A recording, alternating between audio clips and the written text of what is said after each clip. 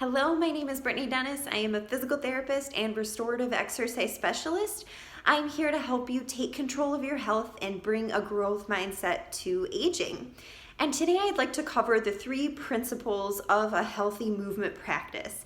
And before I get into that, I'd just like to talk a little bit about what a movement practice actually is.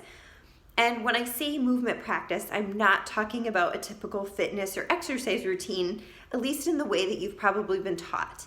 So the first thing we need to do is cover the terms movement and exercise, because those are 2 different things, and a lot of times we've been taught that they are actually the same. So when I say movement, I say we need to look at how you are moving yourself throughout a 24-hour time span, so all throughout your day. Whereas exercise is something that was created to compensate for a sedentary lifestyle. So a lot of us tend to think about exercise as something we need to go to the gym to do for 30 to 60 minutes a day in order to stay healthy. So whether that's running, lifting, getting on some kind of piece of equipment there, maybe even walking.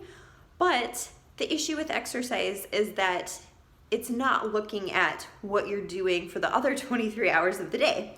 So if you're relatively sedentary for the rest of the day and you put in that 1 hour of exercise, you are still not going to be able to be healthy.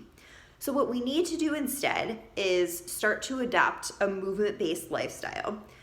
Movement is a requirement for all humans, so we all need to be moving in some way all throughout our day. Now that may or may not include some of what we think is traditional exercise, so something like running, but each and every one of us needs to spend some time per day walking, getting on and off the floor, squatting, doing all of these things that our bodies were intended to do in order to age well.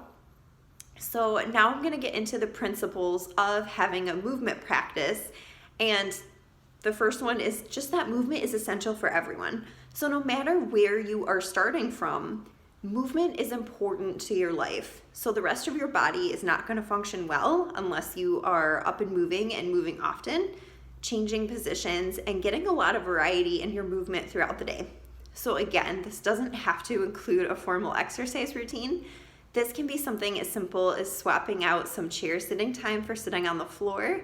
It could be getting up to take a short walk once an hour. It doesn't have to be overly complicated. So that's principle number 1, is just understanding that movement is essential for everyone, no matter where you are starting from. Principle number 2 is that movement is different than exercise. So as I said, we can't confuse the 2 terms, exercise with movement. And there is so much debate within the field of movement science, exercise science, about what type of exercise is best. And the answer to that is there really isn't one best way, just that any kind of movement is going to be beneficial for you. Depending on the goals you want to reach is where we maybe want to take a look at what kind of movement is or isn't going to be beneficial to you reaching those goals. So that's principle number 2, is that movement is not the same as exercise. So even if you consider yourself an avid exerciser, you need to take a look at the rest of your day, because you can be an exerciser without living a movement-based lifestyle. You can live a movement-based lifestyle and not be doing quote-unquote exercise. So that's an important distinction to make. And principle number 3 is just that not all movement is created equal. So like I just said, depending on the goals you want to reach, we need to figure out what kind of movement will help you reach those goals. So everybody should be walking about 3 to 5 miles per day. This is just one example. It's actually a lot easier to get those 3 to 5 miles than you might think. You don't need to walk those 3 to 5 miles at once, but nothing can compensate for your body's need to walk those 3 to 5 miles. So all of that walking is very important to your ability to build bone density, your circulation, and just how your body functions. You can't swap the 3 to 5 miles out for riding a bike. So riding a bike is a perfectly great activity, especially when it comes to your cardiovascular system, but it just has a completely different effect on your body than walking does. So that's something that's really important, is just knowing that not all movement is the same. Even walking over ground is going to be a different experience for your body than walking over a treadmill. So any movement is going to be better than no movement, but just know that depending on what kind of goals you'd like to reach, that not all movement is the same. So to repeat those 3 principles, principle number 1 was that all movement is essential. Number 2 was that movement and exercise are not the same. And principle number 3 is that not all movement is created equal. And one good way to start to adopt your movement practice is, as I mentioned earlier, start to be aware of your movement throughout the day and notice where you're taking the path of least resistance.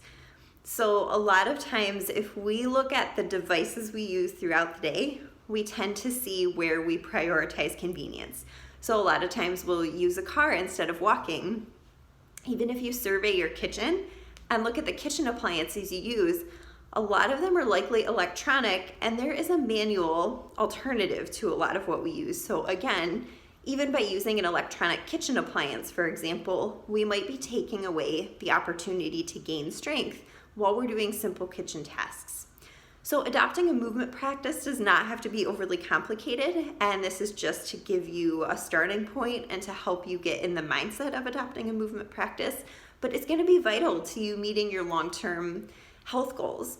So if you'd like to know more about developing a movement practice, please go visit my website at advancedbalance.org and sign up for the emails where I send out some kind of tips to developing your movement practice. And thank you for listening.